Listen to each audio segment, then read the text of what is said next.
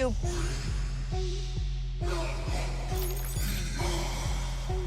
You're not the predator. You're the prey. What happens when the hunter becomes the hunted? But this time, he's not just surviving, he's fighting back. Welcome to a brand new chapter in the Predator universe, Predator Badlands. This isn't your typical jungle-stalking, human-hunting alien flick. This time, the Predator is the underdog. Yes, you heard that right.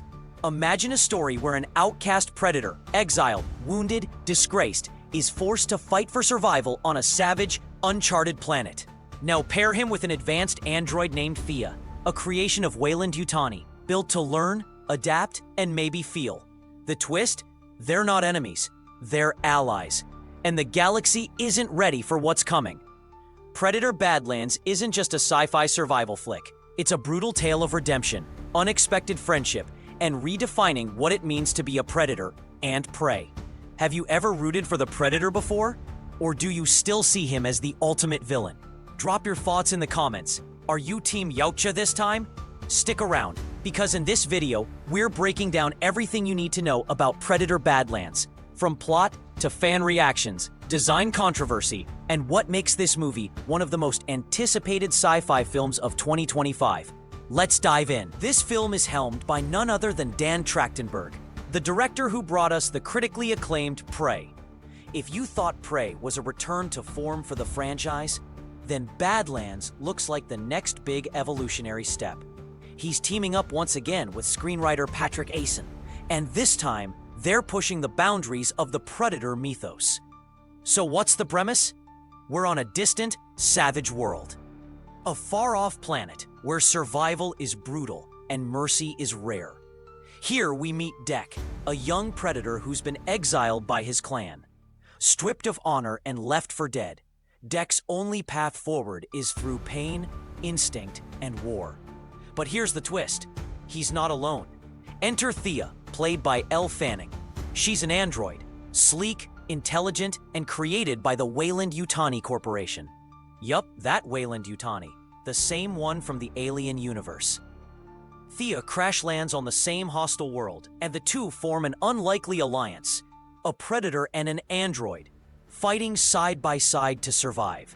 It's a bold narrative pivot, and one that's already making waves in fan circles. How do you feel about this shift? A predator teaming up instead of hunting. Is this a cool twist, or too far from the franchise's roots? Let me know in the comments. I want to hear your take. Now let's talk cast. We've got Elle Fanning as Thia, bringing emotion and nuance to a synthetic character, and Dimitrius Schuster-Koloamatangi as Dek, a fresh face in the franchise, playing a predator with a purpose beyond the hunt. Behind the scenes, we've got composer Bear McCreary on music. Expect powerful, haunting scores. And Jeff Cutter on cinematography, whose work on Prey added so much visual depth. And for the visuals, Weta Workshop, ILM, and Framestore are on board. So yes, expect a film that looks absolutely stunning. At the heart of Predator Badlands lies something the franchise has rarely explored. Not just bloodshed, but emotion and survival with a soul. Two beings from different worlds, one mechanical, one primal, suddenly forced into an alliance. At first, it's all tension and mistrust. Dek snarls, Thia scans. They circle each other like predators in a pit. But something changes. Through fire, violence, and shared enemies, they begin to understand each other. Dek learns strategy. Thia learns instinct. Together, they become something more dangerous than either alone. This bond between machine and monster is the emotional core of Badlands. And it's what might make this film more than just a bloodbath. It's about survival, yes, but also redemption, identity, and what it means to fight for something or someone. And don't worry, it's still brutal. This is Predator after all. There's blood, there's betrayal, and the final enemy they face, far deadlier than either of them expected. Now let's talk about what truly sets Predator Badlands apart. Its visual ambition, thematic layers, and world building that pushes the franchise into new territory. First off, the look of this film. It's not just gritty, it's raw, alien, and epic. The movie is dripping in visual influence from genre titans. Think the dusty isolation of Clint Eastwood's westerns, the chaotic desert warfare of Mad Max Fury Road, and even the eerie scale of Shadow of the Colossus. Every frame of Badlands feels handcrafted to immerse you in a brutal, unforgiving world where beauty and death walk side by side. Sweeping alien landscapes, burnt-out ship wreckage, ancient temples buried in sandstorms. This is not Earth, and it never lets you forget it. Which visual style do you prefer in Predator movies? Jungle claustrophobia, like in the original, or open-world survival, like Prey and now Badlands? But the ambition doesn't stop with the scenery.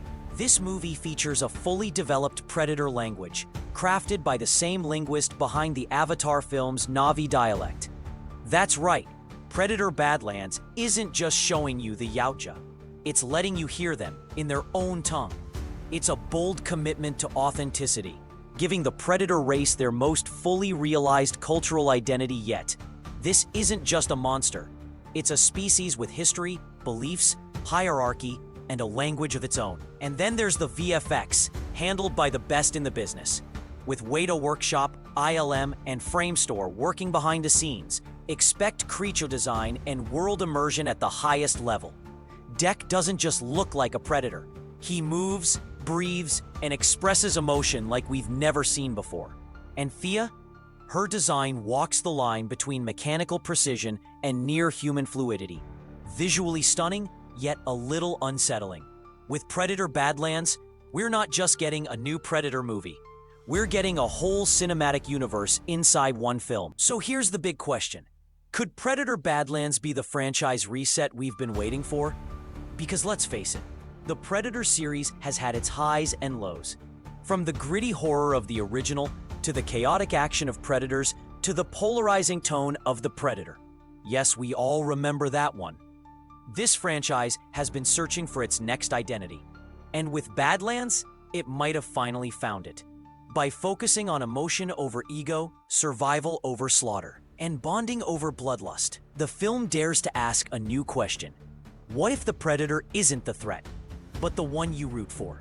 That's bold, that's different, and it could open the door for a new era, one that digs deeper into Yautja culture, explores uncharted planets, and maybe, just maybe, connects more directly with the alien universe. After all, Weyland-Yutani isn't in this story by accident. Could this be the beginning of an Alien vs. Predator reboot done right? Do you want to see this connect to the Alien timeline? Or should Predator stand on its own?